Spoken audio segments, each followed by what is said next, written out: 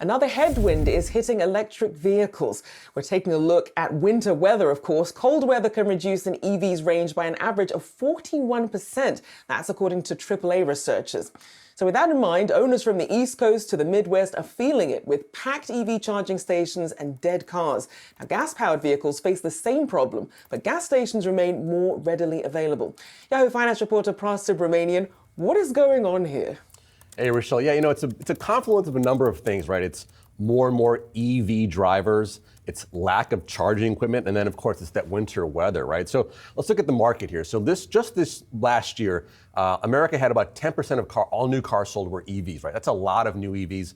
Tesla alone sold around 660,000 or so EVs in America just last year. So a lot of new drivers out there. And when that happens, they're looking for places to charge. And there's just not enough chargers out there right now for all these people, and especially when we're talking about winter driving, where your battery is sort of losing power more than in other times of the year. You need to find these charging points. But also another big thing, of course, is just we mentioned the weather, and in Chicago in particular, we're not just talking about 20 degrees, 10 degrees. We're talking about sub-zero temps. So that really impacts your car, your EV, and the battery charging.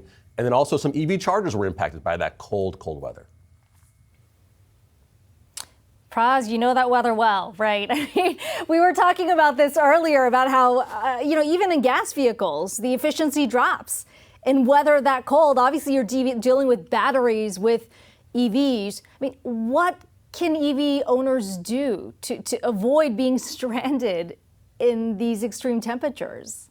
Well, they can move to California like you did and not have to deal with this stuff. But I think the bigger issue is a number of three. I say a few things people can do here to fix that. Number one, precondition their car. Before they leave, you can precondition the car to let them know you're going to leave. And also preheat the battery to make it more efficient and you won't lose as much range. Secondly, plan your route in advance if you can. If at all possible, let the car know you're going to be going to this spot a few hours before. It'll know what to do. It'll know how much power it's going to be used, and it can tell you can get there and it's in a safe amount of range. Secondly, charge at home if possible. In places like Norway, 90% of EV owners have homes. We don't have that here, but if you can do it, do that. And if not, make sure that you kind of live in an apartment building that might have chargers nearby.